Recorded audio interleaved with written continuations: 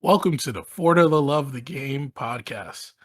I'm your host, Jefferson Belfort, Brian Hernandez, and our guest host, Erick Velasquez.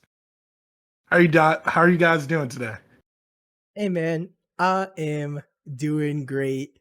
Erick, our first guest that we've ever had on this podcast. How does it feel? I'm honored to be the first guest, and I'm excited. Great. And for the listeners as well, just so you guys know that we're probably going to be having Erick on a lot more. He's probably going to be a recurring guest, and it's really nice to have a friend of ours that we've known each other for so many years, and I'm happy to have you on the podcast today. Big sports fans here. Oh yeah. All right. For what we have for you today is a couple of topics that we have lined up are the Kyrie ongoing situation, the Ben Simmons situation, the Warriors and some expectations we have for them this year, and then top 10 players in NBA history as we're heading into the 75th year. Are you guys ready? Yeah. Yep. Take it away. All right, perfect. All right, so to lead off the Kyrie situation, we've mentioned it, I think probably three podcasts already about how this situation is developing and changing by the day, and increasingly is becoming frustrating for the players, the team, the general manager, ownership. There's just always a new development in this, and there's a new fabric in the new wrinkle in the fabric of this story. So where we're now currently at is that Kyrie Irving is not against taking the vaccine, but rather he is against the actions that are happening to individuals that choose not to take the vaccine, and he's standing for those individuals. Once again, I will preface this much like we said the initial time we spoke about the Kyrie situation. What we are saying is not direct viewpoint of how we feel about the specific vaccine, but rather as a private entity being a part of the NBA, where you had to go in accordance with what the teams or your local sports area is telling you to follow. So that's what we're keeping in accordance and saying all of our opinions about on.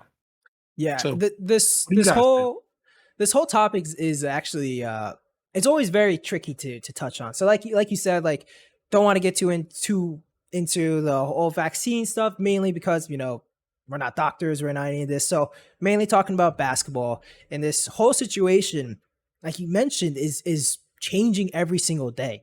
Like I kind of want to just like wait and see what happens, but it's so hard not to talk about this because in the past week that we've last talked about this, the GM for the Nets, Sean Marks, has come out and clearly said that, I believe, it was reported by Shams that the Nets are no longer going to be extending the extension sheet for Kyrie Irving. And that's huge news.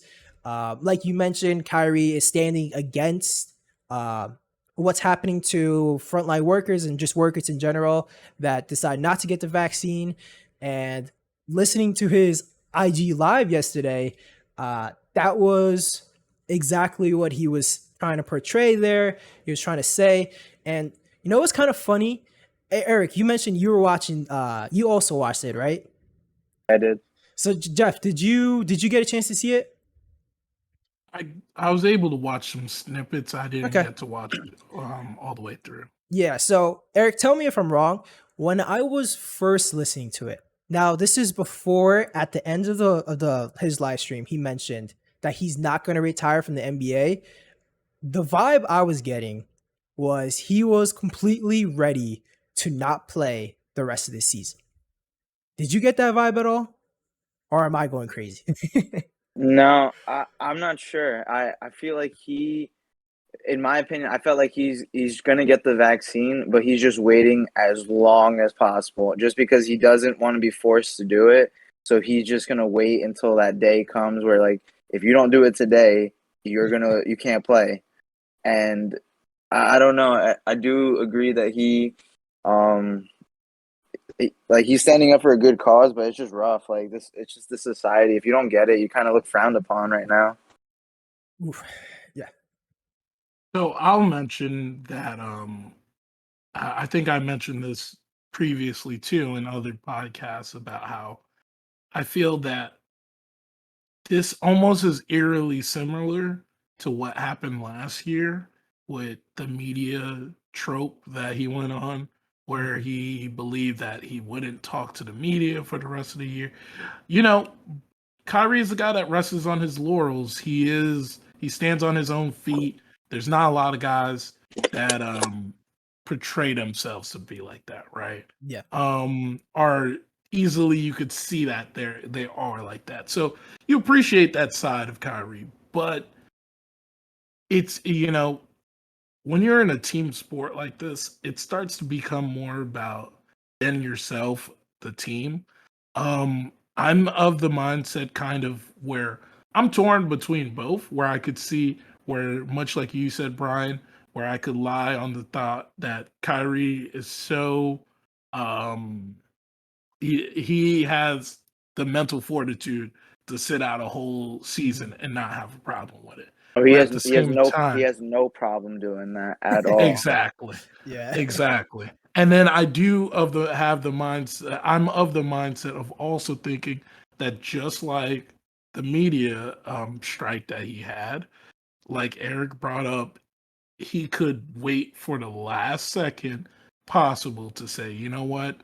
Like I said, 12 hours before the first game, get that vaccine in and Yeah. actually be here. And that's why I don't want to give an opinion on something on it yet until we meet that fateful day, Yeah. honestly. The main reason why I was saying, or I feel like I got the vibe that he's like completely ready to sit out the rest of the season, is because like when he was talking about it, as you mentioned, like he's gonna stand behind what he believes.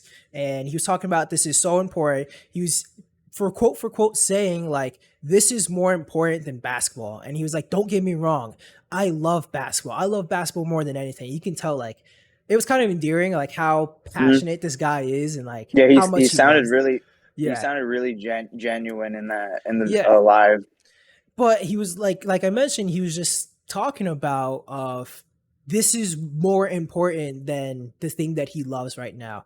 And then he also was just saying like I don't believe this is good for my body and I don't want to take it. So that's where like I was before he mentioned that he wasn't going to retire the entire time I was like, "Whoa, like is he actually going to not play this season or wait until potentially he gets traded somewhere else?" And I know Shams also reported earlier this week that now the Nets are open to trading Kyrie. And for people that don't know, there's really two people that when you hear them report anything, it's legit.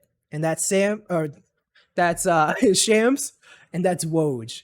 Any of those two guys say anything, it's like this isn't just made up stuff. This isn't just reporter mumbo jumbo. Like this is legit. Yeah, I will say this is I who would have thought that this would be the thing that derailed Yes. it all? But that's the first thing that kind of makes you laugh. But also it makes you think, I know he might be of the mindset that he could get traded or he's open to trade. But the thing is, I don't think that this is coming to an end. Yeah. Like, I don't think he would have to go somewhere where it almost is like revolted to get this shot Yeah. for him not to deal with this issue, you know? Detroit. And that's some of the issues that you're seeing, like with you're seeing with the situation with him, is that he's gonna have to face this. Like he's gonna have to face it at some point, and there's going to be a point where you're missing a significant amount of games, and it's gonna affect the team. It's either you move on to your next walk of life, or you figure it out and take this vaccine. Yeah. Some other things I thought was interesting. I I don't know if I'm reading too into what he was talking about during the IG live, but like just hearing the words he was saying, he never mentioned like I can't wait to get back to, the guys, Katie, Harden, and he always just said I want to get back to my teammates, left it like that. I can't wait to go back to my team. He never like mentioned like the Nets and stuff like that. I don't know. I don't know if that's like him just saying he wants to come back to basketball and just be with the team, or he wants to come back and play for the Nets this season because he's going to get vaccinated eventually, all that stuff. Thought that was interesting. Also, some other notes that I don't think we mentioned. So the 76ers, this was reported by Sam Amick from The Athletic. 76ers have no interest in trading Ben Simmons for Kyrie. I think Jeff mentioned before as well in the previous podcast, you also have no interest as a Nets fan. Bobby Marks also reported that the Thunder could be a potential landing spot for Kyrie. Bobby Marks, he's not, like I mentioned, he's not Shams, he's not Woj, but Bobby Marks has some connections, and that's something kind of interesting. And then one of probably the biggest thing we failed to mention is that earlier, I believe this week or last week, Sean Marks came out and said that Kyrie is eligible to play in away games and practice with the team during away games and all that. But Kyrie's shut down for the entire season until he decides to get the vaccine. And I think that was a big thing that he had to do. There was a point where he had to put his foot down, right? And I always talk about how the Nets are like a world-class brand organization, and how they are willing to listen to the player, they're willing to help the player as much. But there's some points where if you help this player to this level, it'll be to the detriment of other players. And how allowing a player to willingly know that they're going into just playing 41 games in a season, willingly going into a potential playoff series where they're not going to play on half of those games, is not fair to the rest of the players that are fighting for a roster spot, that are also in the rotation. And then even Katie and Harden as stars, to see that, it just does not play off well. And then I don't know if you guys heard about what Doris Burke said in the preseason game that of the Nets and the Sixers a few days back, where she mentioned that you have to sit him. You have to sit Kyrie in that situation. And it's not because of Kyrie, it's more of what the questions will be for the rest of the team. And no matter if the Nets still are going to be considered NBA Finals favorites or betting favorites in that case, for being being able to they wouldn't be able to do that, put it as that, with having that cloud just weighing on them. Yeah. Eric, how do you feel about the Nets sitting out Kyrie?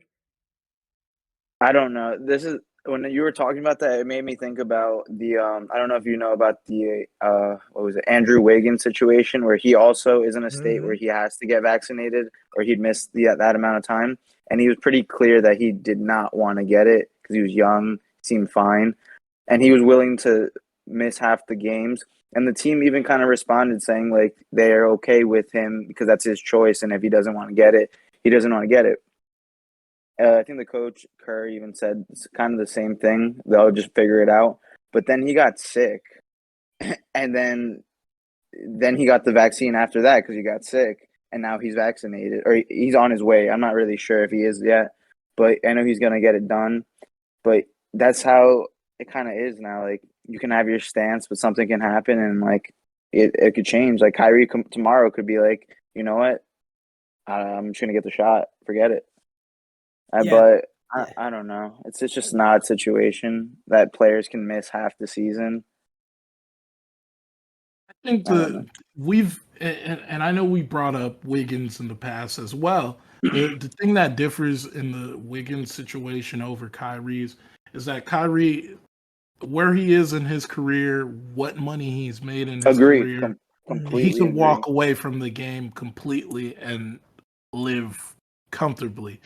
I wouldn't say 100% that's the same for Wiggin, but who knows? You Yeah. really don't know. Yeah. You really don't know. And Yeah. the difference with the Wiggins situation too is that he claimed that it was for religious Mhm. purposes. So that differs a little bit from the Kyrie situation as well. Yeah. Wiggins needs to make a little more jump shots, and then maybe he'll have a career like Kyrie. He's not even close. I wonder. This is off topic, but do you think if Kyrie sat out this entire season, does that affect his sponsorships? Does that affect like all the other things that he has outside of getting his NBA contract? Sure, it does. I'm sure there are stuff that are contingent to what he does during the season. There's bonuses he has built into his Yeah. contract that automatically he loses because of that.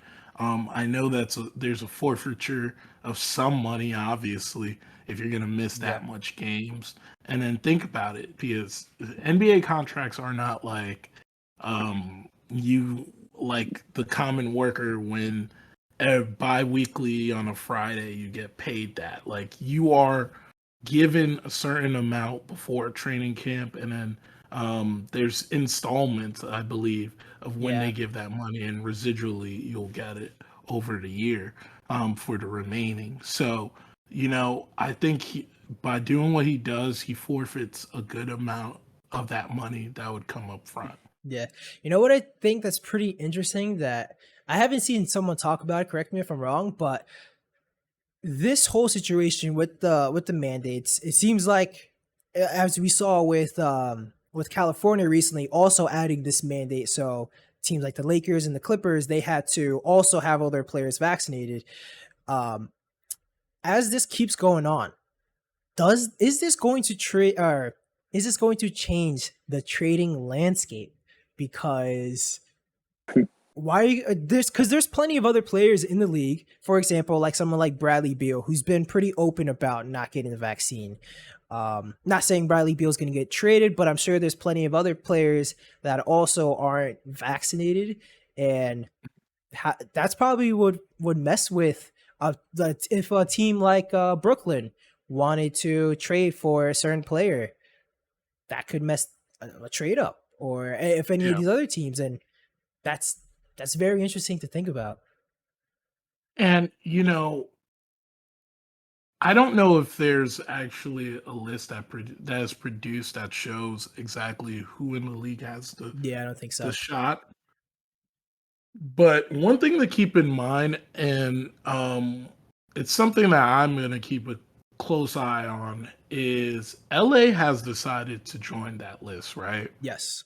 But the Staples Center chose to not to adhere to that Oh, because really? the county, they said that they'll follow the county's ordinance that says that they don't need to be under strict vaccine mandate. So there's definitely some players that you might see on the Lakers or on the Clippers that don't have the vaccine either. But we just Mm, will never know. that's crazy. I didn't know that they could just do that and not adhere to And it. and and it's because they're going off of they're going off of the county. That's the only reason why. Yeah. In New York's case, it's adopted throughout the whole state. So Mhm. there's no presiding over that, where you could say, okay, well, but Kings County doesn't say that we need to do this, so we don't have to do this. Yeah. So it's definitely an interesting situation that we'll see progress throughout the year and figure out like what's next and what's funny about it and what is going to throw a wrench into what we see in the situation? Yeah, no, I definitely agree. Does anyone have anything before we move on to our next topic to touch on with Kyrie? You feel like we covered that enough? Yeah. Like I said, I don't know. We don't want to go too into specifics and all that, and yeah, we'll just leave it there. So next topic, Ben Simmons. We've talked about Ben Simmons so much in this podcast, and it's similar to the Kyrie situation. I don't want to keep harping on this, but so much is continuing to develop that we have to talk about it. And recently, this week, Ben Simmons, after holding out this whole time, not going to training camp, uh, not allowing the Sixers players to see him in California, and not picking up phone calls and everything, saying stay away. Ben Simmons arrives in Philadelphia. He gets his COVID test. He's ready to join the team back. But at the same time, the Sixers organization had no idea that this was happening. What do you guys think about this whole Ben All right. Simmons situation? I wanna say that I guarantee you that there are probably at least half the team does not mess with Ben Simmons anymore. Like they probably do not want him there. And by him just doing this, I just don't get it. I thought it was pretty clear. You wanted out. The team pretty much wants you out. Just wait. But now you're there. You're gonna play. Your best player and teammate basically said he doesn't want you there. You're good to go. I don't know. I don't like the Sixers, but I feel like they might just have to blow it up again. Like not the process because Embiid is the star there, but I just don't see Ben Simmons being that side piece to like help him. Yes, what I would add to this is one thing you could add now to the thought of this Ben Simmons situation is he's not vaccinated either. And where does that play a part in his decision making, in his thought process of this? He mentioned he wanted to be out west. If he was on the Lakers or if he was on the Clippers, would not be the situation he would want to have had. But granted, he would still be able to play under that new rule that I just mentioned. But if let's say he was on the Warriors, he would not be able to play. And that's something that, much like you just mentioned, they have to keep in mind now as a team when you're deciding to move a piece. Is this guy vaccinated? Is he not? If he isn't vaccinated, how does that infringe us from doing what we want to do on our team? So that's one of the aspects I'm thinking. The second aspect is, I talked about this a couple weeks ago about like doing a dichotomy of like Rich Paul and what he brings and how he helps out his star players. But it's time to bring up as well that yes, Rich Paul does have a great company in Clutch Sports, but who is giving Ben Simmons this advice to sit out at this point in his career where he has no leverage? He had no leverage in that situation. He has about, I believe, 3 more years on his contract. What were you going to do that is truly going to make that team decide, you know what, we're going to honor what you want? As much as the Harden situation was one of drama last year, I believe that that Harden and the Rockets were always on the same page, but they needed to put some smoke and mirrors out for the media just to make it as interesting of a trade package time, see what they could get. They expect what they expect, and then Harden expects what he expects to where he wants to go, So with that in mind, Ben Simmons had neither of those. He's not a guy that could command that respect. First, second, I mentioned it before too. the fans are not invested in Ben Simmons to the way they're invested in Embiid. Joel Embiid. So he had nothing that was on his side that spoke to like this guy should, he should get it the way that he wants. And now coming back, it just forfeited all of that. And we'll see what happens. Yeah, I think you mentioned about Rich Paul, and I think he's just getting some bad advice here on how to handle the situation. At first, it seemed like it was good advice. I think we talked about like, oh, he's not talking out and all this. He's just keeping it, just saying, I don't want to be here. Please trade me. But like you mentioned, nothing is happening. This man actually has no leverage. And at this point, what probably happened is something similar to Rich Paul going to Ben Simmons and telling him, like, I don't think this trade's going to happen anytime soon. Doesn't look like it's going to happen anytime soon. And you're going to be losing X amount of millions of dollars if you don't report to this team. And I believe the whole reason why he's reporting to the team now is just so he can collect his paycheck. Because if he doesn't report to his team, he's losing all this money. And all he has to do is show up, and now he can collect again. And although, yeah, Eric mentioned I don't think any of these players actually like him and this and that. As we saw, Joel Embiid actually came out against him and started talking trash, saying, oh, we were building around Ben Simmons instead of me, blah, blah, blah, all this stuff. It is a mess.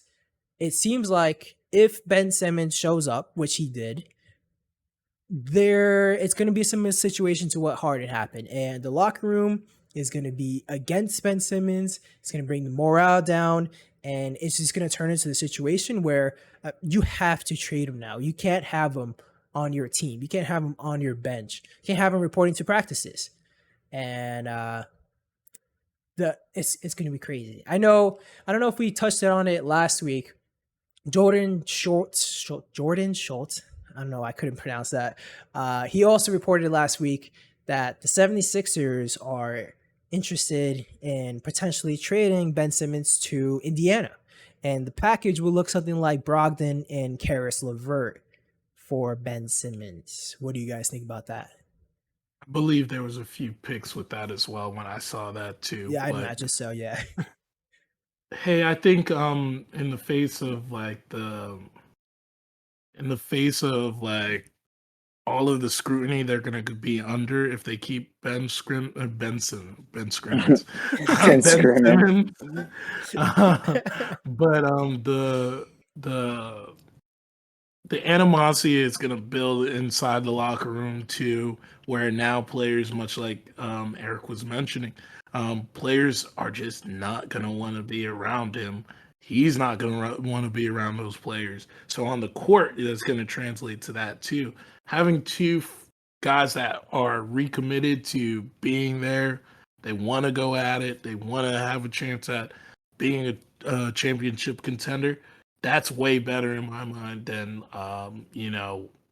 going with Ben Simmons and giving it another run, knowing that it's just not going to end right. Yeah, this is another one we're going to be talking about again in a week or two, and potentially a trade, potentially some more drama. Either way, I'm excited. Now, Eric, my guy, as I mentioned to the listeners, we're going to be having Eric as a repeat guest in the future. And a big reason why, the only reason why, is that he's our resident Warriors expert right now. As you know, I'm joking. But in terms of the only reason why, but you're our resident Warriors expert right now. The Warriors this year, they just reported not too long ago that Klay Thompson is probably going to be coming back to full practice within the next month. And a month, yeah. This season, I was very high. In a previous podcast, I was very high on the Warriors, and I predicted the Warriors were going to make it to the finals. Now, we've had a few preseason games. Jordan Poole's going off. It's madness over there. Now, Eric, please break down the Warriors for us. All right. So I didn't hear about that you think the Warriors are going to finals. I also think the Warriors are going to finals, and they're going to be finals champions. I want to put, and I will put a small little bet on the Warriors What to are the win the odds? finals. What are the odds? I gotta look them Okay, up, okay. but I'll have them by the end. But the reasons why I do think the Warriors are having a good shot to make the playoffs, win in the playoffs, and make it to the finals is because they actually have a roster with depth and not just these young guys that they just picked up to fill up spots. Like, I'm looking at the roster right now. We got Otto Porter Jr. That's a nice 3 backup that replaces Kelly Oubre Jr.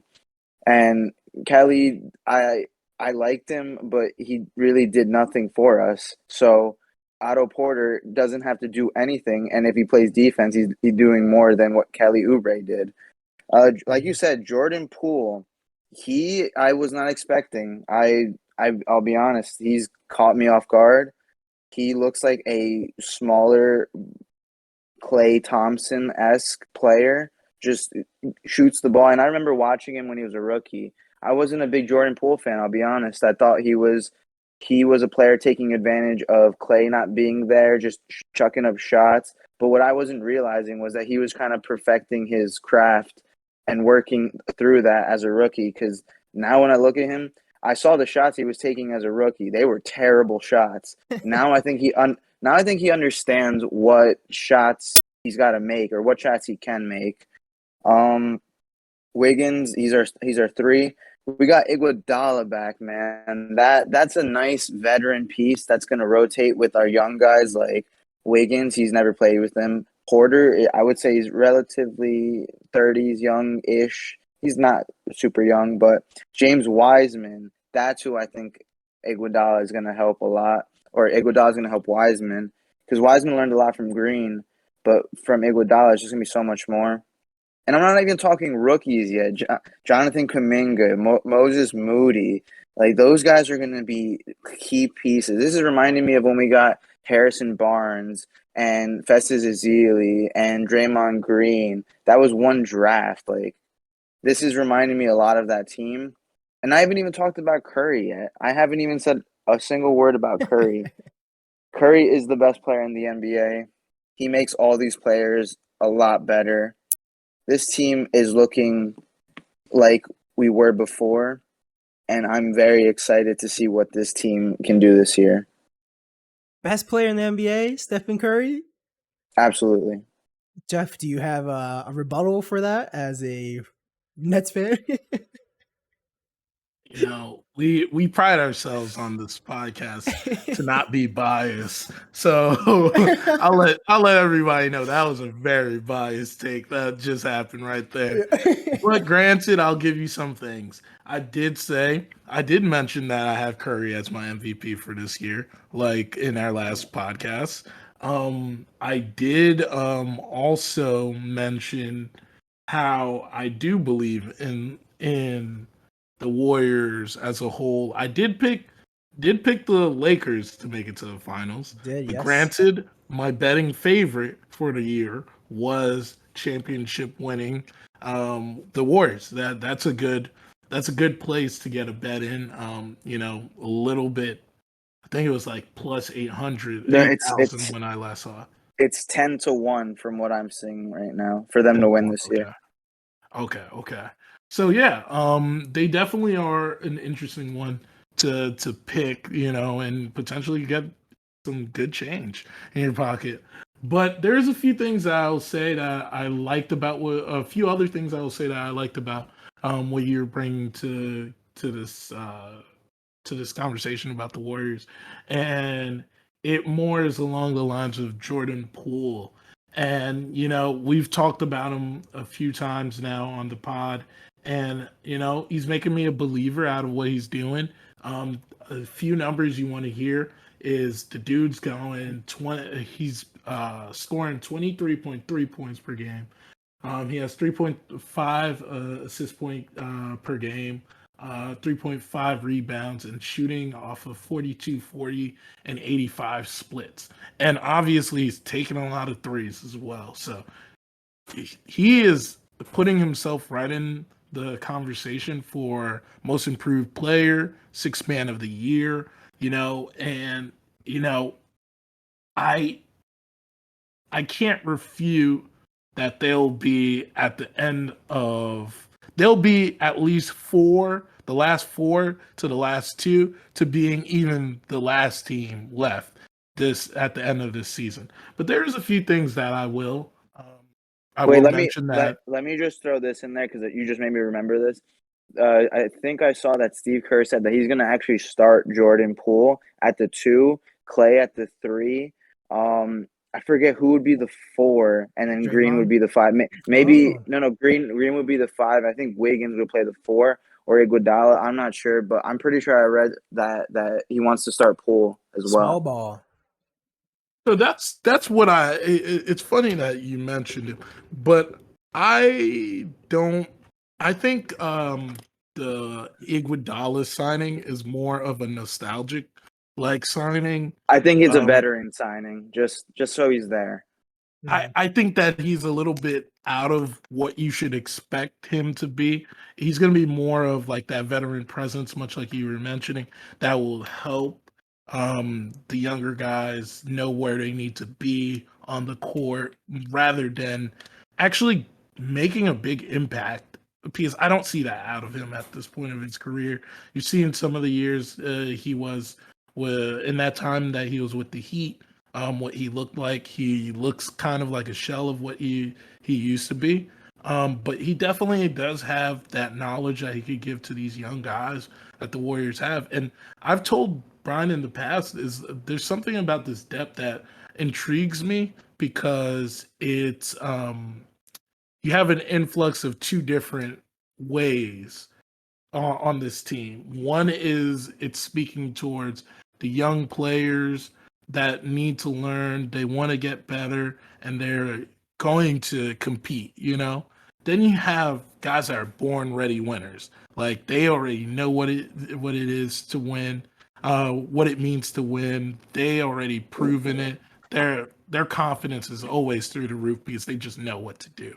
So having a mixture of both of that on one team is something interesting. And honestly, um, I think the Nets have a similar situation as the Heat too, where they have the young guys and the born ready winners, that's gonna be on one team. But the Warriors definitely have a better version of that, where you have a mix of all of that. But besides that, I don't know uh about them winning the championship is going to be the last thing I'll land on is um I think even in the situation of playing, if they don't face the Nets, if they face a team like the Bucks, that's a situation where the lineup that you just brought up, that small ball, cannot sustain the type of team that the Bucks are. It would be too much of an issue from the inside to the outside, unless if who's guarding everyone on that floor in that series, and that's where I'm having a lot of my qualms with what would happen with that in the finals. Agree. I do agree that the Jordan Poole starting, that's more of, in my opinion, that offensive roster. Like if when we need buckets and all that. But I don't. I think Jordan Poole would not be there if we were in a defensive mode. I think Wiggins would be there. Maybe Iguodala if it's a good matchup. I don't even know who else. Jonathan Kuminga, I didn't even mention. He's a nice rookie. Let's see if he could play some defense. All these guys. But yeah, we at least we have size now. We have depth. That's something we just haven't had since we've made a run before and all these injuries. Yeah, Eric, do you think, because Jeff mentioned all these Jordan Poole numbers and this man's going off, do you think this is legit? Because right now, this man's shooting 40% from three on 10 attempts a game. Do you think this is sustainable for him? Because right now, I in the sorry, please Yeah. go. No. I think that these could definitely be real numbers I don't think he'll sustain all this the whole year. If he does, then he's got to be starting. He's like on the potential to be a great starter, but I think that when you're practicing with Curry, when you're practicing with Thompson, you're gonna be shooting. You're gonna try to beat them, and he seems like he has that competitiveness in him that he's taking a lot of shots, and he's making like I've seen him. I like to call him like a flamethrower. Like he just starts making, and he just doesn't stop. And it's gonna sound terrible being a Warriors fan. He like I remember Curry's out for a game, and I know Thompson's out, so when they're both out, that's pretty much like who's going to score for this team. I bet on the other team. I might have been like the Nuggets or something. Like it was a hard team for them to beat. Bro, Jordan Poole went off and made me eat my words. He made me lose my money because they won the game because of him. Forget what game specifically, but he's ready to have a breakout year. I think it's just the right situation. Plus, it's with Curry and Thompson. One of them's going to be open. Like you can't guard all three of these guys, or the paint's wide open. Then, like, I don't know. I do agree with you, Jeff. Though, like, they're not the biggest team, they're not the strongest team, but neither was the Warriors that won the championships before. They kind of were the outscore you, out defense you, whatever it was. But I don't know who's guarding Giannis when they play each other. I'm gonna guess Green. He might get bodied, might be a little slow, but it's okay.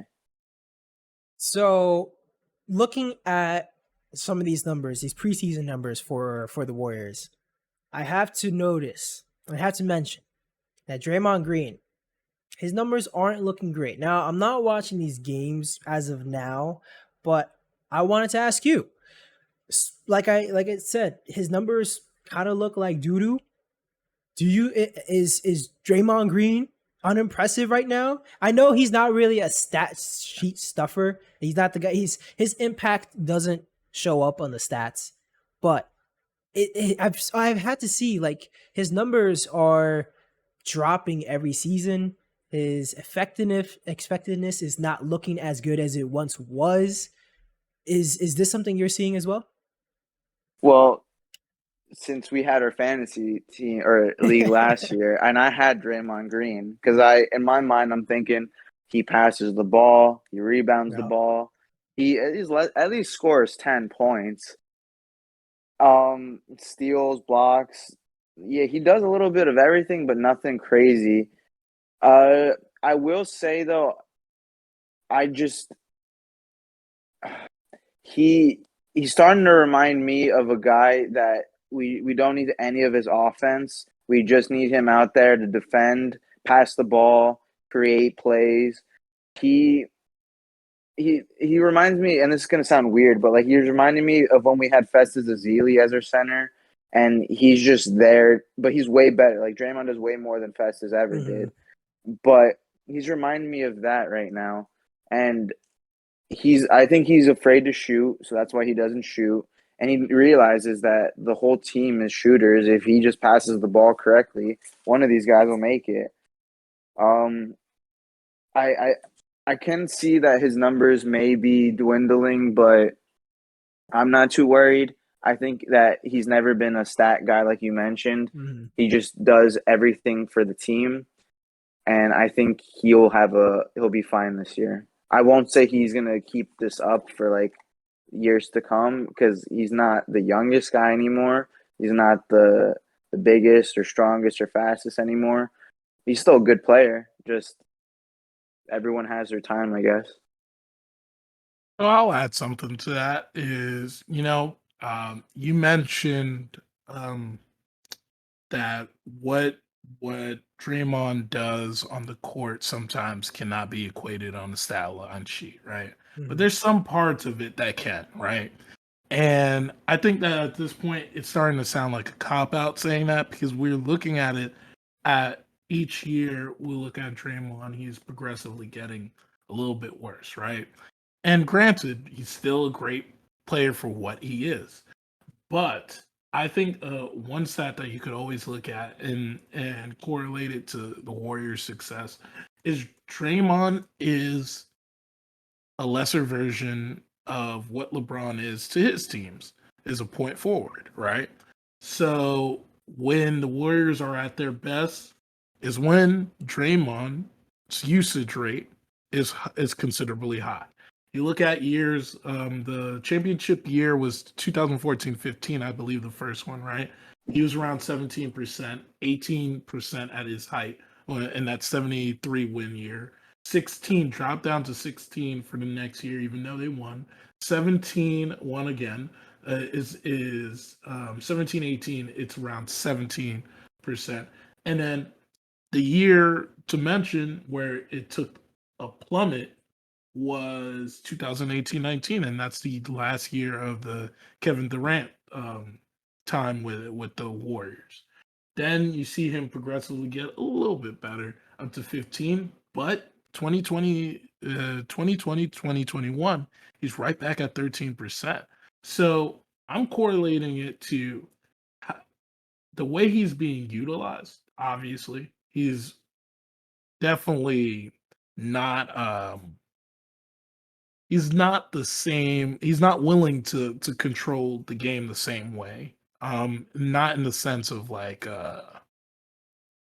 I wouldn't say in the sense of like taking a shot, but more of like he's willing to defer to passing a lot more now than ever, and that's starting to become something that concerns you with it. Because if you even look at some of these numbers where like minutes are almost at the same rate, he's progressively playing lesser games, but granted, last year I'm looking at an anomaly year because they only played, I believe, half of their games. Because with the bubble, did they make it? I don't believe they made it to the second half of the bubble. They didn't. I mean, into the bubble. So those numbers are a little bit skewed, but still, even then, the numbers are a little wacky. Where you're starting to think, okay, he was at least getting in the teens. Now he's not even getting in the teens. You look at his rebounds, they're progressively going down a little bit too. You're looking at stagnated.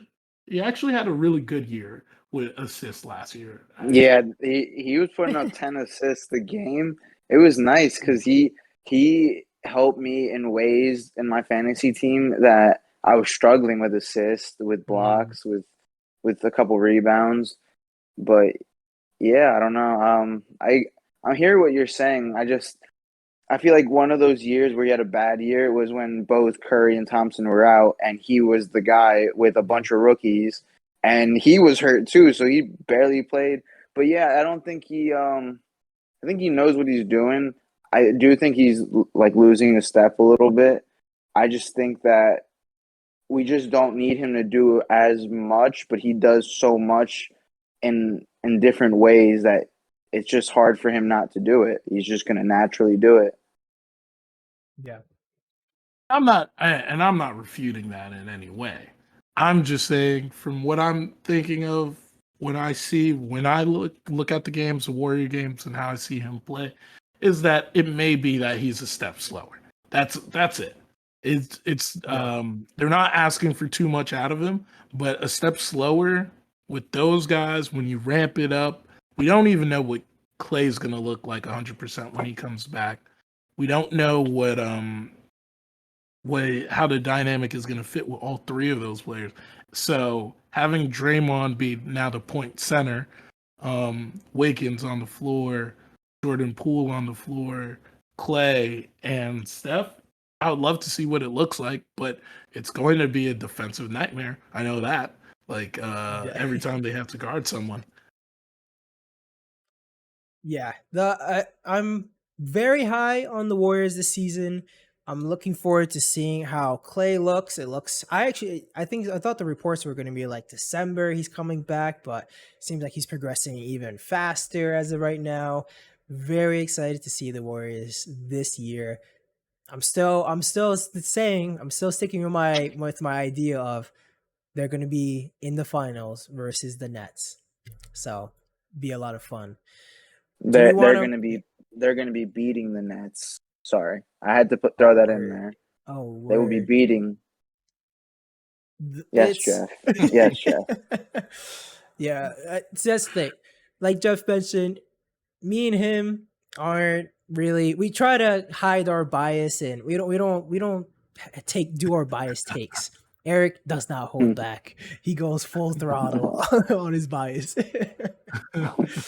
Just for the Warriors. Just for Just the for any other team. Any yeah. other team, I have no bias. Just the Warriors. Love to see it. Let's move on to our last topic, and that is having or naming our top 10 list of over the NBA time span, because Jeff mentioned a little bit earlier that the NBA is putting out for their 75th anniversary a top 75 all-time player list. Now, they've done this a couple times in the past. They've done I believe a 25 anniversary, which for some reason they didn't name 25 players. They named like 11, I think it was.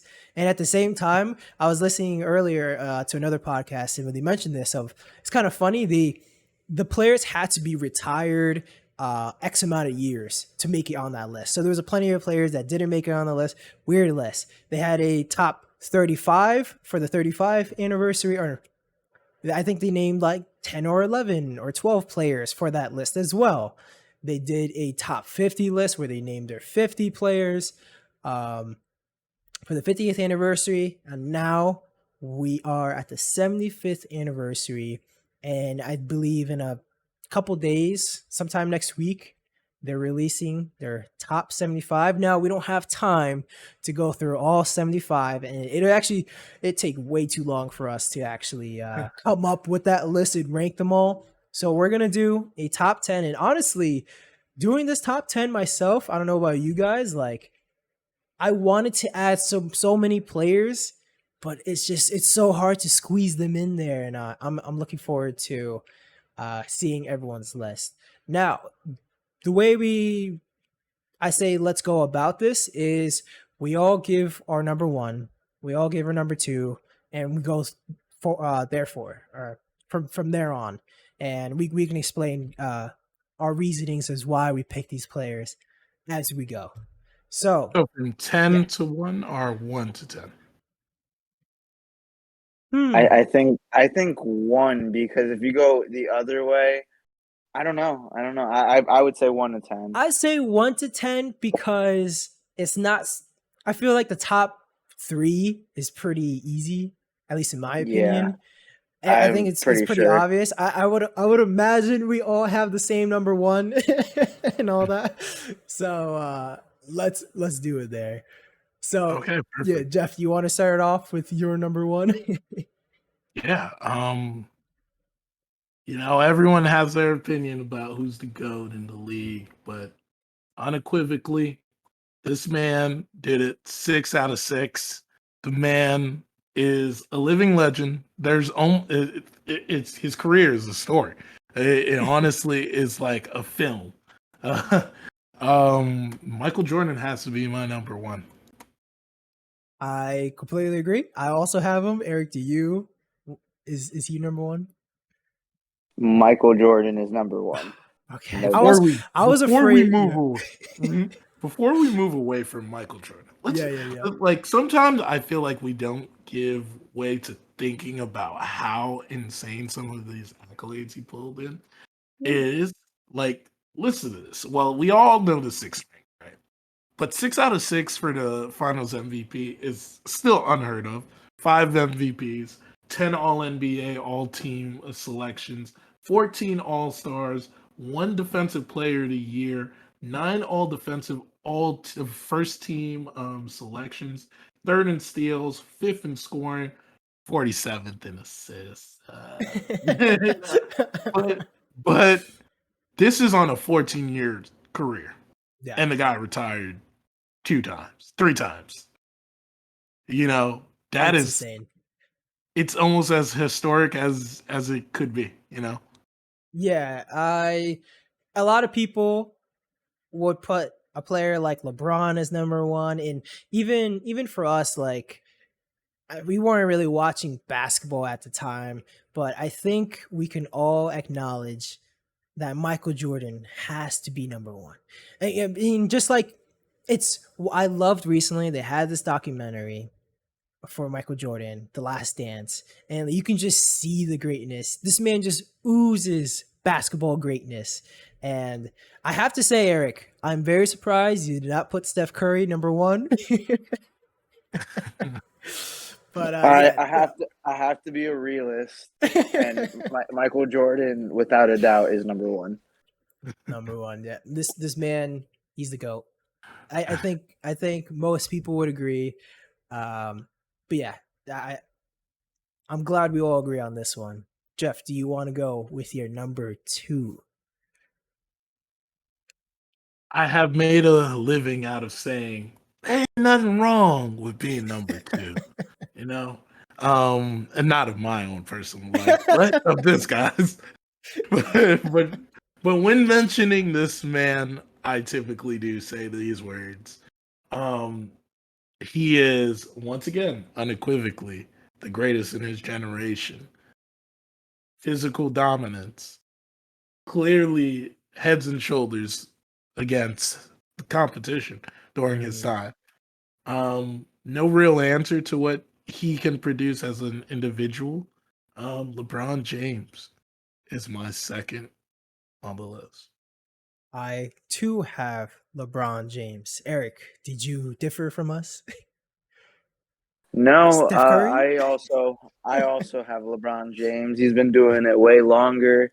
Kid from Akron, Ohio, and when he had that little bit where he decided to take his talents to South Beach, that was one of the craziest things I've ever seen. And super teams started at that moment. Well, they were always super teams, but that was like the biggest, well-known one at that moment.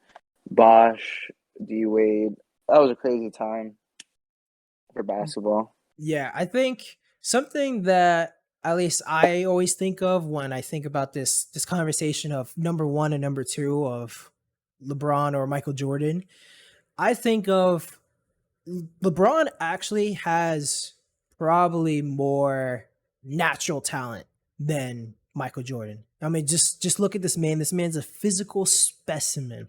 The things that this man can do on the floor. But Yo, where, yeah, did you no, no, hear that he almost played in the NFL during the lockout? Like he said that really, during it was on one of the Monday Night Football games. He was talking to the Manning brothers, and he said that he was considering playing for I think it was the Cowboys, as a tight end, and he said his physically he could do it, but it's just a different game, and he just enjoys basketball more. But I yeah, definitely, because he's a huge guy, definitely could play tight end, definitely block and catch. LeBron probably was a problem in high school. Yep. easy. It was actually the Seahawks and the Was it the Cowboys. C? Oh, it was Yep. Pete So Carroll. It was Pete Carroll. Pete Yeah. Carroll and Jerry Jones offered him a contract during 2011 lockout season. That's a ballsy move to offer him that contract, and that would be some crazy like alternate timeline to think of. Like LeBron James joined the NFL. That What about Michael Jordan playing in the MLB, or Michael Jordan playing for the yeah, Wizards? I, You know, I it's please Jeff go. I'm of the mindset that it's kind of the same thing. Making a shift into any other different sport, it's a different mechanic. Like it doesn't translate to being the same thing. So for to hear both of the top two players in in basketball consider that just shows you need to be a superior athlete Yeah, to be at the height of that on this list and I think that's why I built my list the way I built my list as we go on. yeah. I think it's super impressive that Jordan was able to play baseball because it's such a different sport, and it's so technical, and all this stuff. Like hearing him talk about in the Last Dance documentary of like he had to pretty much retrain his muscles because he's never trained for having a type of body that you need for baseball. And it's so interesting. But as I was saying, I think LeBron is more physically gifted, or I think the two actually separate is the mental aspect. I think Michael Jordan is just so like he's just the most crazy, like focused guy. He wants the last shot, so confident. The things like he was doing to like his teammates in the Last Dance documentary, like you can see like this man, it has that's the GOAT right there. Like you're watching him, and like I said, he's oozing greatness. And although LeBron, I think, is so dominant and skillful, I just don't think he has that that mental level that Jordan had. That's why I ranked them 1 and 2. Agreed. So number 3, Jeff, please tell us your number 3 guy. My number 3 guy, the originator of the skyhook. He has, been an activist for many years at this point now. Definitely one of those guys that if he walked in the room, you would know who he was at that height. But not only that, his physical dominance for that era, what he was able to do with his game, and how he was able to control his game at that time. And, before it was sexy to make the move to another team, not only did he win a championship on the team that he was on previously, he went to Glamour City, and won a bunch of championships there too. That person is Kareem Abdul-Jabbar. That's my 3rd. I also actually have him on my 3rd. I'm very happy you put him here. I thought about putting him number 2 for a second. He has so many accolades. He's like you mentioned, all the stuff that he did. He's a point leader right now in the NBA. Right now, he has 38,387 points at number 1. And number 2 is Karl Malone at 36,000. Number 3 is actually LeBron at 35. And number 4 is Kobe. So just seeing like how this man is just so dominant. That skyhook is so beautiful. 6 MVP awards. He won 6 championships. He was named to 15 All-NBA teams, 10 first selections. This man, he's a beast. Eric, who did you have at number 3? You guys basically killed it on that one. Yeah, I have to go with Kareem. There's nothing else I can say. He was the most dominant guy for over 2 decades. No one is comparable to him. Yeah, simple as that. I think from here on now, we might I was gonna differ say a little bit. Yeah. After this is where it gets interesting because we're all gonna have different answers now. All right, so for you, we already know Steph Curry. Okay. No, we got to see. I like hearing your guys' opinion because it makes me think. Like, is mine that comparable, or am I just reaching a bit? All right. Because when we start talking about more players that played previously, that's where I start to lose a little bit of knowledge there because I do know these players. But I don't know them to like the extreme, like you guys definitely know them. So that's where I might be calling players that I just have been watching since I was a kid and maybe not have just researched because I've probably never seen them before. But I definitely know about them. It's definitely tough because, I mean, just given our age, like most of these guys we've never seen play. But just looking back at the highlight reels, looking at their accolades, like we know how great. And it's nice that we can appreciate that these guys are how good they are nowadays. So Jeff, yeah, your number 4, please. My number 4. We're basing this list off of accolades, physicality, just sure ability to come into the league and bring success and make success synonymous with their name. The person that I chose not only did that, he did it in style. He made it funny. He was able to make it big as well. Whoa. This man, commonly known as the Big Aristotle. I got Shaquille O'Neal sitting at my 4 spot. for not only on this list, I will say, before these three guys that we listed, he is the most physically dominant man that ever played this game. He imposed his will on the game. And granted, if he retuned a couple things, we could have talked about Shaq being a 10-time NBA champion, and Yeah. he would be on the top of this list. So it's always definitely interesting to look at what he did in his time and being able to do it on two separate teams. Well, three actually. You look at what he did with the Magics, bringing them to the final early in his career, the Lakers and the success he did with Kobe, then later on in his career with Miami with Dwayne Wade. It's why I have Shaq at number 4. Wow. I love it. I do have Shaq later on in this list, but I love I could see it. This man was that good. I'll talk about him, my thoughts on him a little bit more later. I'm interested. Eric, who is your number 4? You made me start thinking there, Jeff. You made me start thinking. Making some Because, last minute edits right now. well, yeah, because I have a list here in front of me, and Yeah, it's yeah. making me like, I'm not going off of their list because they're some of their, like I said, they Yeah, have yeah. ranked guys that I'm not very familiar with at the top, so I'm trying to stay away.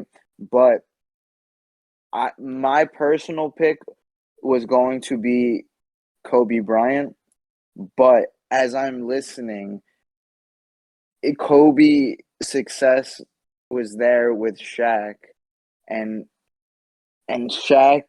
That's why you made me think about like moving Shaq above him one spot.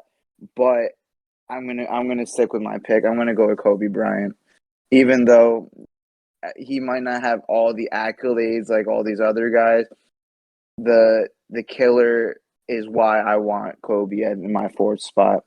Just because I knew when Kobe had that ball at the end of the game, no matter what or where it was, he's taking it, and he has a pretty good shot. He's gonna make it. So, I don't know. I love Kobe Bryant, and he will be my 4th pick. I respect it. I respect it. The Mamba mentality. I like just like how much he inspired a lot of other players to come into the game. As you see a lot of other players like Devin Booker, like that's his hero right there. Like it's really cool. I like the pick. I have him again a little bit later. We'll see. Exactly. But I don't hate it. There's some other guys that like for instance, my number 4 pick, my man. I've never seen him play, but this man has won at everything he's done.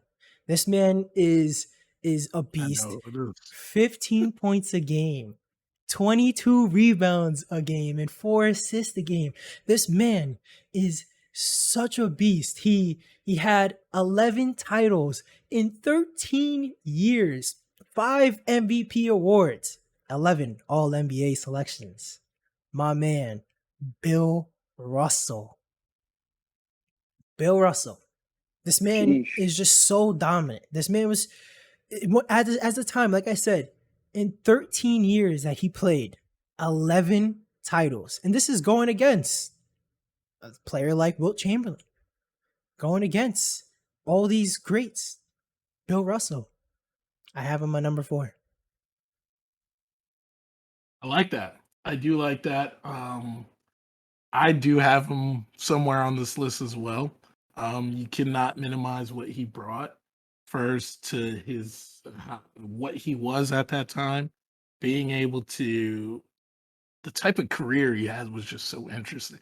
Like Yeah. for him to be a player coach, for him to go through times of adversity that he was going through with, you know, the factors outside of the game, right? Like he was in a different world. He was Yeah. literally living in a different world than what we lived in. And, to be a social justice warrior at that time and also be a player at that time was something unique, different, and also spoke to the mental fortitude that he had. And like I said, it then leads into why he was a player coach. There's not a lot of people that can do that.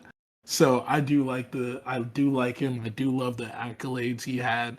The fact of the 11 championships that will never be replicated again. We might not ever see it even contested. So, I definitely do agree. Yeah, I think that's the reason why like I had to have him. Cause I don't know, like I feel like if you see Shaq versus Bill Russell and both in their primes, I don't know, maybe Shaq is just so big.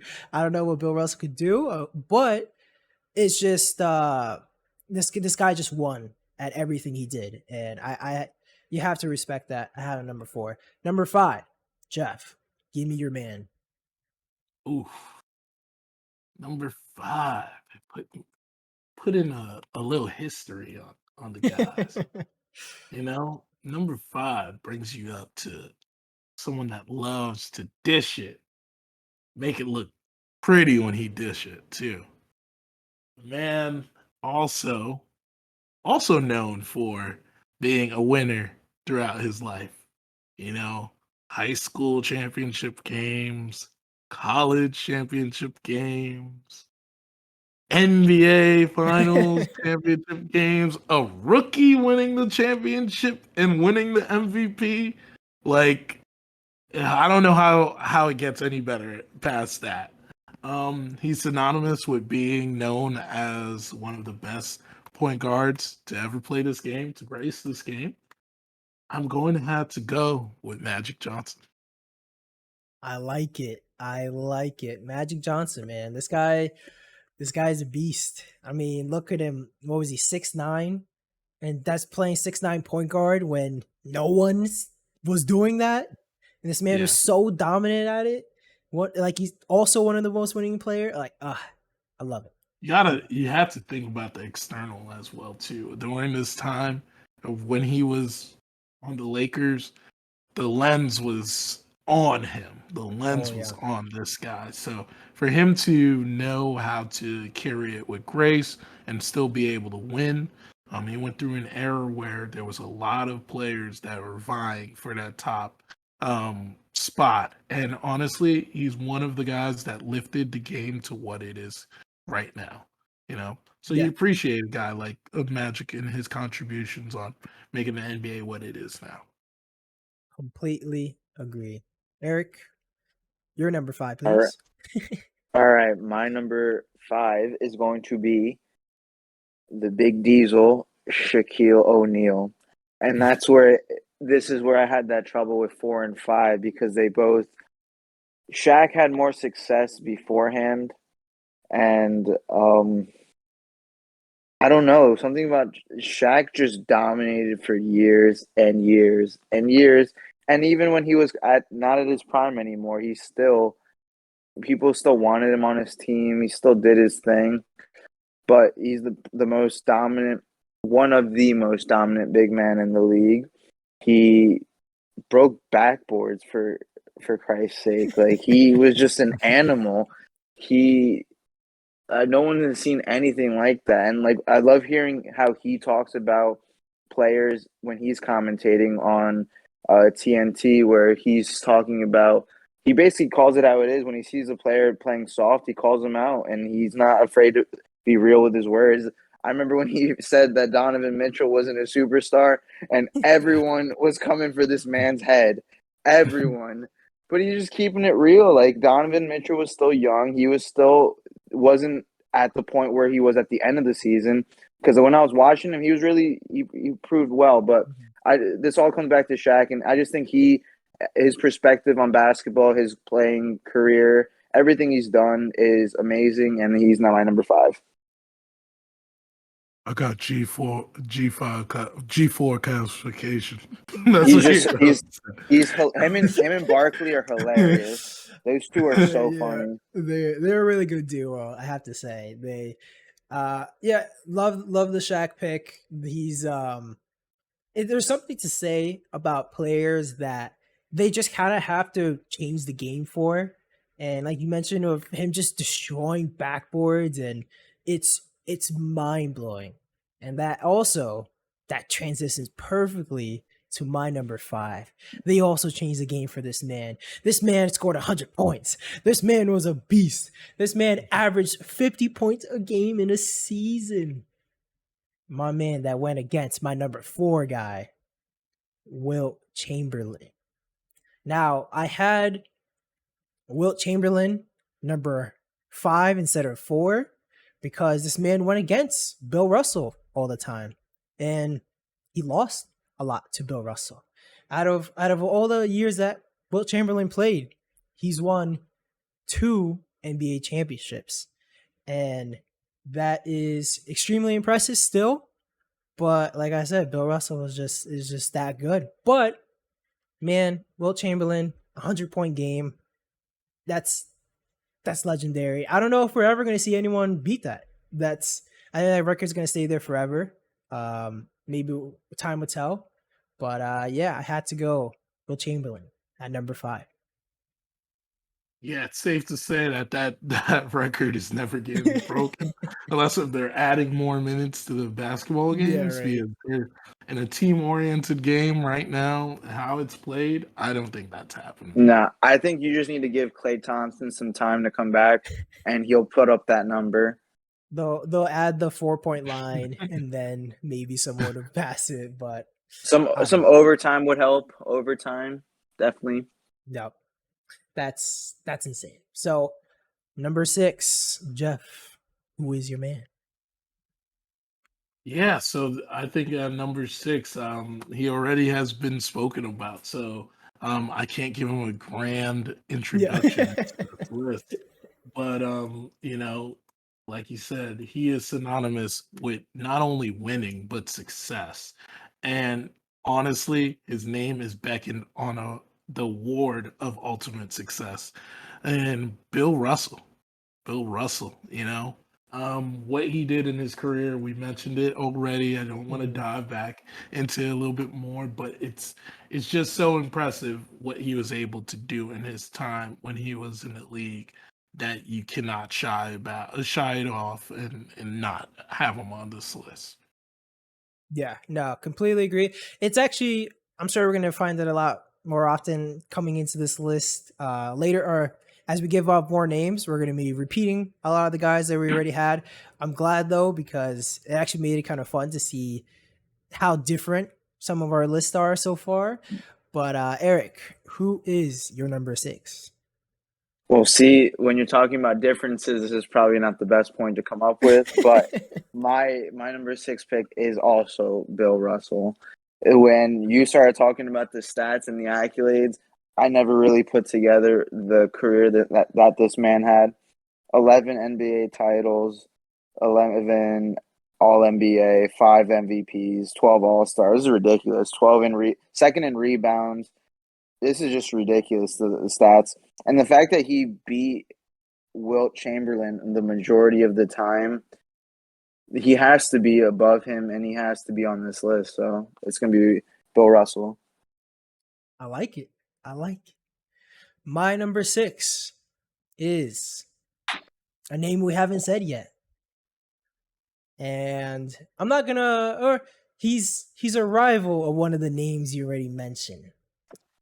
He played in green all the time. This man he's just so dominant.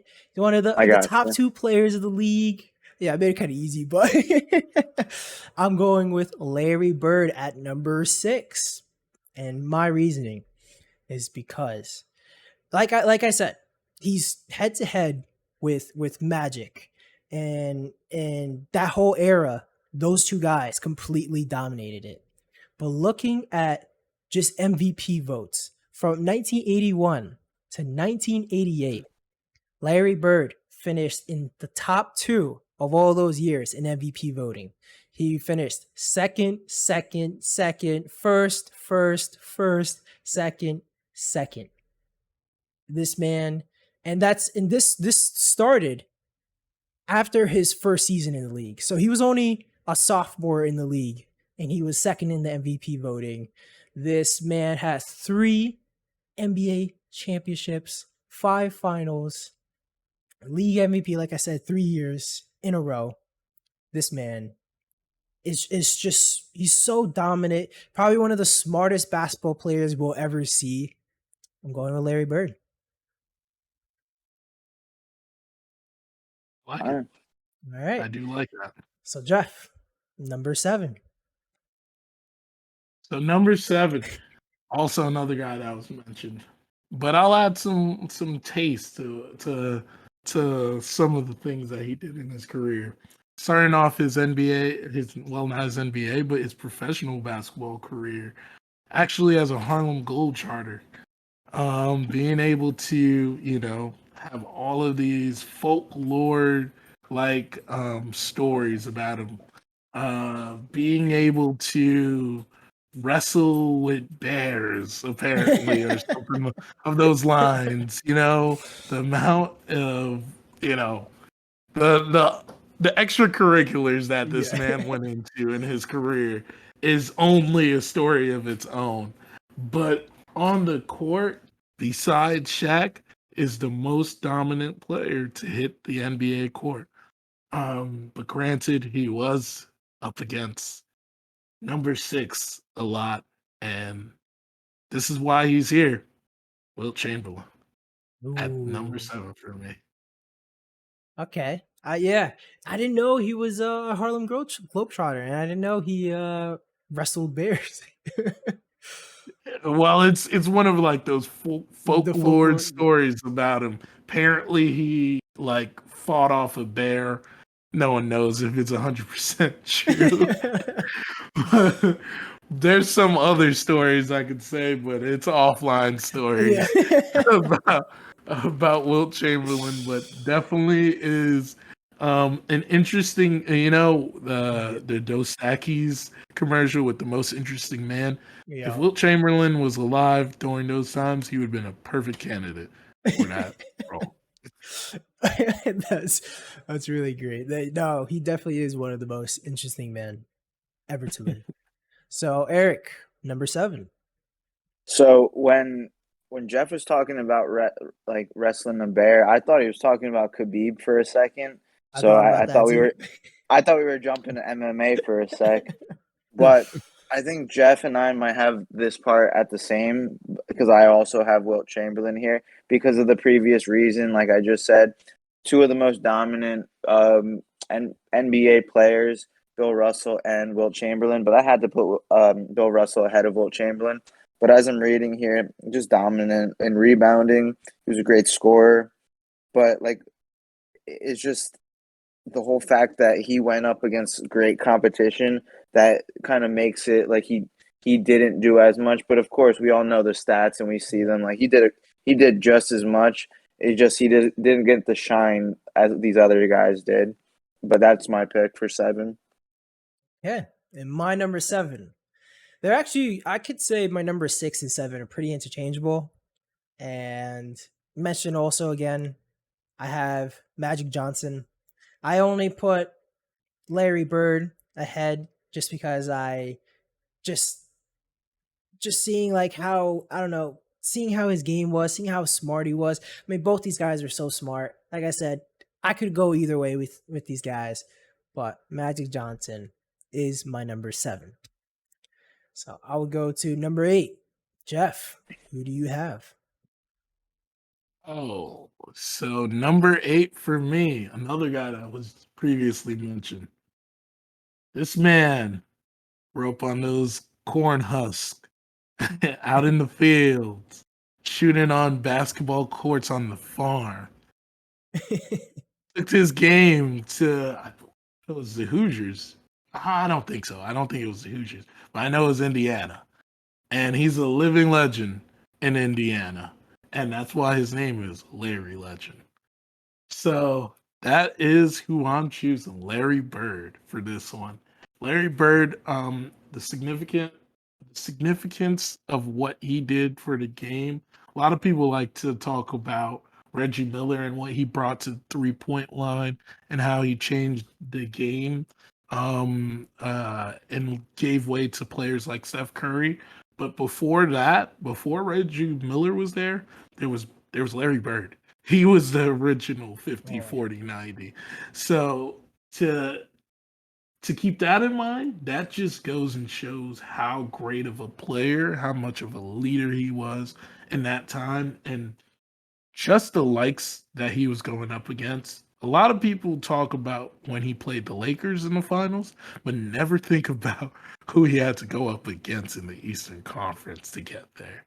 You're Yeah. talking about the bad boy Pistons. You're talking about the Sixers, early Sixers with Irving at that time.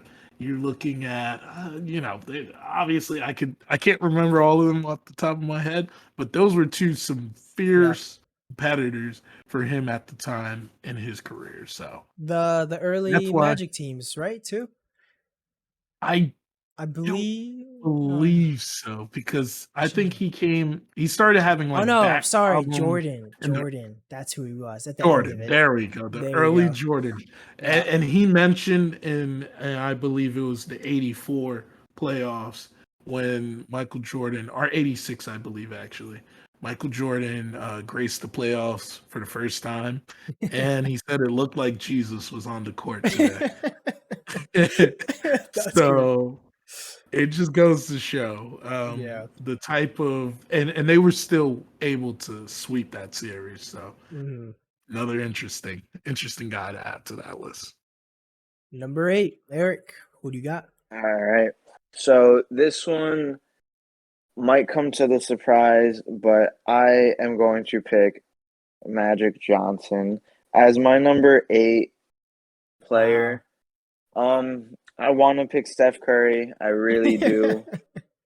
But when we're talking about one of the greatest point guards of all time, I can't not just yet give that to Curry, even though I believe he will be there. Magic Johnson, what can we say? We said a lot. He one of the most dominant players, passers of all time.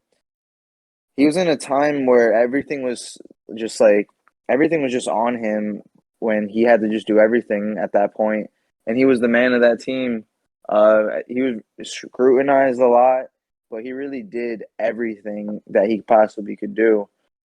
Like I said, this is where it comes to that point where I know not too much about Magic Johnson, like as you guys have pretty much mentioned a lot already, but I can't get over the fact that he's one of the best passers in the NBA, and essentially he started the wave of point guards, like point guards that just did it all. So that's my number 8 pick. Respectable. My number 8 is someone we actually haven't named yet. Now, this man, Jeff, you probably already know, Mr. Fundamental. Mr. Fundamental. This man, 19 points a game, 10 rebounds, 3 assists, 2 blocks. Actually, probably one of the best, probably number 1, I'd say, power forward of all time. I'm going with Tim Duncan. This man is he's just so dominant. I know Jeff probably wants to go more about him, so I'll let you talk about all his accolades. But yeah, Tim Duncan had to have a number 8. And you're number 9, Jeff. Perfect timing, right? Yeah, right. So at my number 9 is the most timid man in the NBA. But definitely not timid in his game. Definitely came to play every game that he was on that court. For the longevity of his career, from the ability to make it work in different situations. We don't ever harp about it enough about what Tim Duncan was able to do with his career. Being able to first, in the beginning of his career, win with David Robinson on a completely different team, then start winning with his running mates, Manu and Tony Parker, then also to win 2 chips with them as well, and then to also bring in Kawhi at the very end of his career. I don't think any man has been on one team and saw that much change and won and keep on winning. Besides Tom Brady's, but that's a different story. That's a whole different story, whole different sport. But granted, very similar players, very similar demeanors, and very similar in being fundamentally sound, and that's why he's my number 9, Tim Duncan. I love it. I love it. Eric, you're number 9. All right, so I don't know how we got to this point, but my number 9 pick is also Tim Duncan, one of the most powerful big men of all time. I love Tim Duncan. I used to watch him when I was a kid on the Spurs, and I never even liked the Spurs. I just liked Tim Duncan. But his shot was so nice, the way he controlled that team. And for so long, like, how many times have we seen Tim Duncan and just been like, man, Tim Duncan is looking a little old, but he's still moving, he's still scoring, like no problem. And I, like Jeff was saying, like, he had such different eras of great talent around him, and he made it work all the time. Like that last phase with Kawhi, that probably was one of the sweet ones because that wasn't expected. No one expected that at all. Great coaching with Pop. I just think the Spurs organization it's been run so well for years, and that's why Tim Duncan is like the epitome of what the Spurs organization is built on. And I don't know, I just think Tim Duncan is he has to be in my top 10 for sure. I love that we all have him and at least in our top 10s. I was very happy to see that. Something like with Tim Duncan, it's crazy watching him play. He makes the game look so simple and so easy.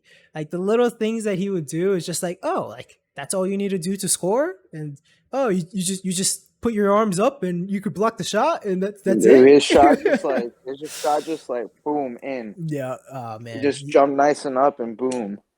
It's insane. Very happy Tim Duncan's on this list. My number 9. We mentioned him. I'll go over pretty quick. It's Shaq. I wanted to have him higher. He's so dominant. We all know, like you said, he's probably the most dominant player. But what's surprising, and the reason why I didn't have him higher, is he actually didn't have as many accolades as you think he might have. Like he's only won one MVP award, even though we all probably know Shaq was probably the best asset you could have in the NBA for his entire career, and yet he only won one MVP award.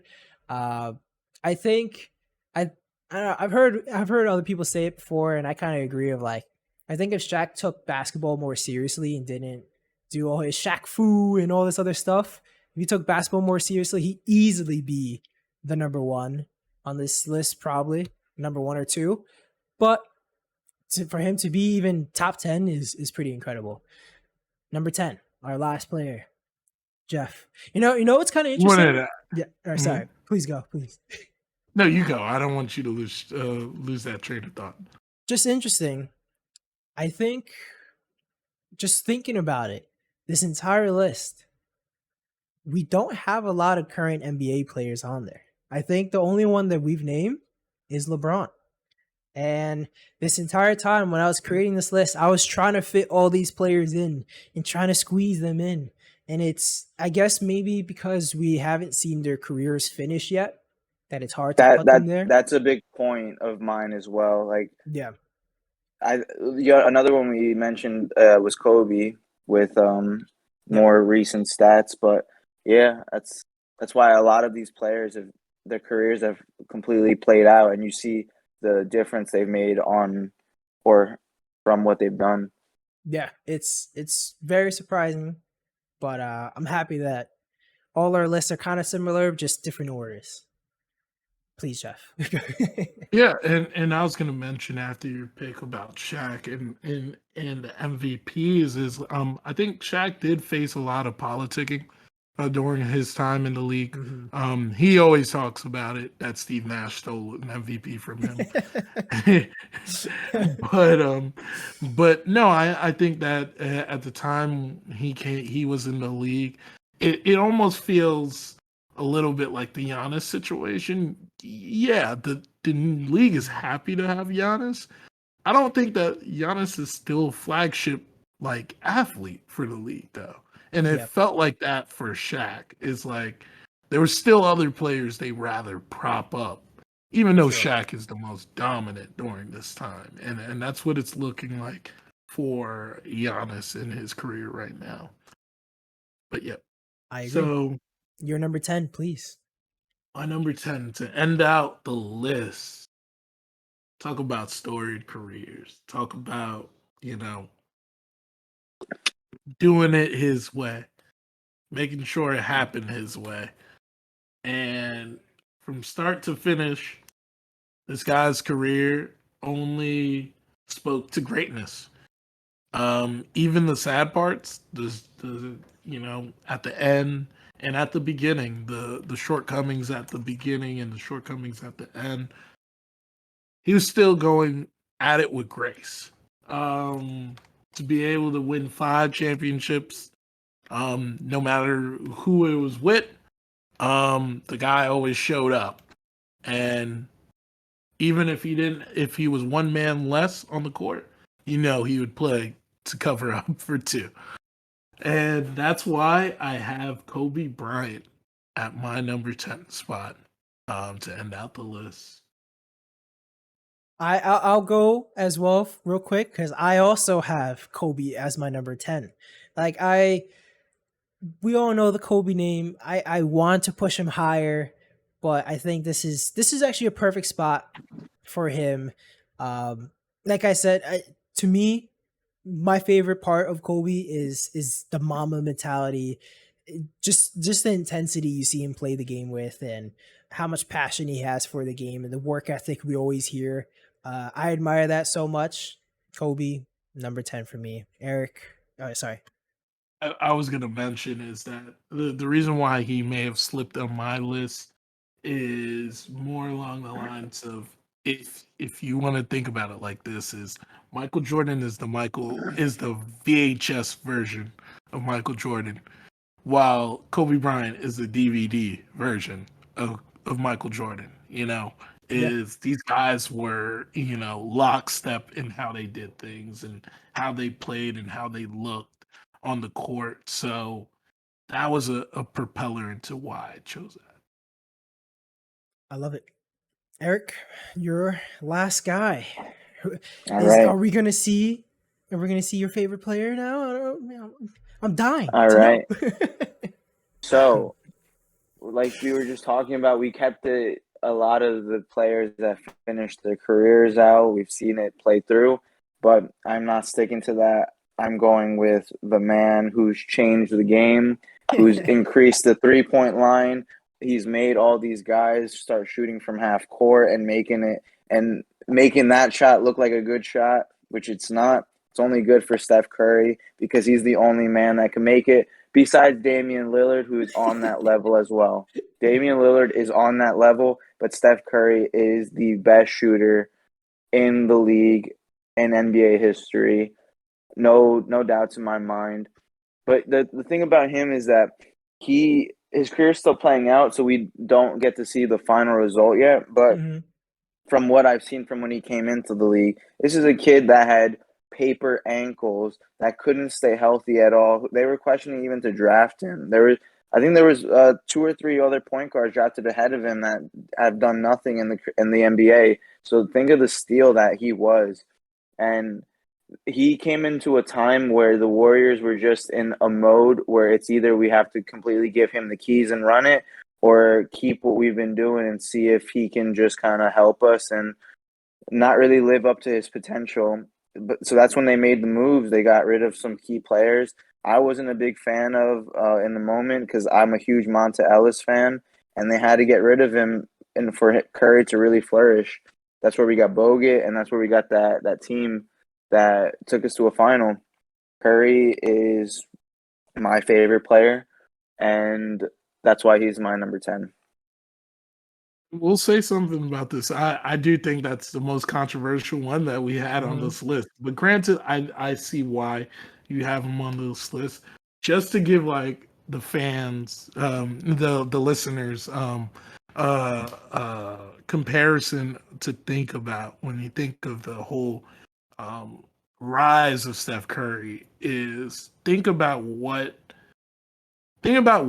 Julius Randle was last year to the Knicks times 30 is what Steph Curry is. Because it was around the same time in their careers that both players made that burst into getting into the part of their careers that they're currently in right now. You know, I love to see. I would love to see how it plays out for Steph Curry. He's definitely going to be a curious case to continue to watch. And I do love that he has changed the game, but I do also want to add, has he ever been the best player in the game during when he was playing though? I would say that one year where he won MVP, he was insane. He was the best player in the league at that year. But in overall, maybe not, because he's not the most physically gifted. He does get bodied. He does get tired. He does take some bad shots, and if he's not hitting, it's a rough night. But I'd rather take my chances with him any night than, let's say, I hate to say it because we just were talking about him in the beginning, but like a Kyrie, where like you understand what you're getting from Kyrie, but there's nothing else that you have to worry. Like Curry's coming in, he's clocked in, he's working. And with Kyrie, yes, you know the talent, but there's that side piece with Kyrie that you always got to question. I hate using that as the comparison because there's so many. That's like an easy way to go, but that's all I could think of right now. Yeah, Curry's actually somebody I tried very hard to fit in my list. I almost put him over Kobe, but I couldn't Well, do see, it. there's players I miss completely that people are going to be like, how could he not put them in the top 10? And yeah, they might deserve to be in like the actual top 10, but that's not my top 10. Like this is players that I've seen, I know about, and I know I missed what's his name? Oh my God, Larry Bird. I know I missed Larry Bird, and I wanted to put him, but I had to put Steph at 10 for my personal Yeah. reasons. See, that's what I was actually going to ask you because I wanted to figure out who was the guy that you left off because Oh, Larry yeah, Bird. I yeah, miss yeah. Larry Bird. Because like Steph Curry, so dominant, probably has to be the best shooter in NBA history. I always think it's definitely something when you are able to completely change the game and the way it's played. But I even actually kind of made my list towards I did 14 because I wanted to try to see if I can fit some of these other guys. And number 11, I actually had Durant, and number 12, I had Curry. I had Durant over Curry.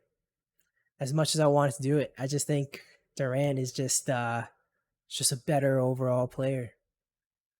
As dominant as Fair Curry enough. is. Fair enough. And the crazy thing is, those guys are teammates. That's the thing. That's what it's. I mean, hey, how can you be mad as a Warriors fan when you had that as on your team? Hey, Never. we mentioned guys higher up in the list that were teammates. You have Kareem and Magic. I they thought were both I I teammates. thought we started talking about like a Lakers team because they're just Laker after Laker after Laker. Yeah,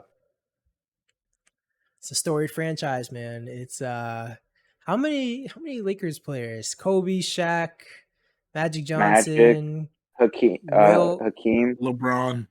Oh, Will, LeBron. not Hakeem. Oh God, Oh my God, that's LeBron. Yeah, literally what is that? 1, 2, that's 5. 3, 4, 5, 6. 6 of the Yeah. 10 are Lakers. That's insane. That's a good catch. I didn't think about that. No, dude, I started thinking about that after it was like Shaq. Then I said Yeah. Kobe because I wanted Kobe up there. Mhm. And then it was Magic, and then Will. It was like, oh wow, a lot of Lakers. I think this is a fun little experiment that we did. I'm interested to see the top 75 list that they're gonna put out in a week. And yeah, does anyone have anything else they want to say before we close? I think we're ready for the NBA season to start. We are only 5 days away. Can't wait to see the Nets, the Bucks, the Warriors, and the Lakers go at it. Oh yeah. For Erick, me, yeah. For me, this was awesome. I love talking sports. I'm excited for the NBA. I didn't realize it was going to be that soon. I think it's pretty quick. I don't know. This is a weird time for me because I'm still in that football. Basketball's about to start, but I still love watching football. Like, it's on right now, and I can't stop watching it. but when basketball comes on, there's so many games. There's one every night. You got options. I don't know. Basketball is just amazing. And all those basketball bets that'll be back each quarter, who's winning the spread. Yeah, it's fun. Is that where you make your most money in basketball betting? I wouldn't say basketball is my best, but basketball is fun. But basketball can be dangerous because some quarters, these teams just True. they can't buy a bucket. Football, I would say football is generally my better sport because I understand football pretty well. Basketball, there's so much unpredictability. Like, they play every night. These guys are playing once a week. Like, there's a lot of differences. We'll add the last thing before we head off is that the Nets are currently playing right now. We got a couple celebrities in the game. You have Gunna and my boy Young Thug sitting courtside. Oh man, I love it. I will say that thank you, Erick, for coming on today. It was really fun to have you. Definitely, like I mentioned, you're going to be coming back if you'll come back. But we'll love to have you back. For any of the listeners, be sure to check out our YouTube channel on For the Love of the Game podcast. Check us out on Spotify, Apple Podcasts, everywhere you can find us. We're going to be there. Episodes drop Friday. Clips drop on Monday.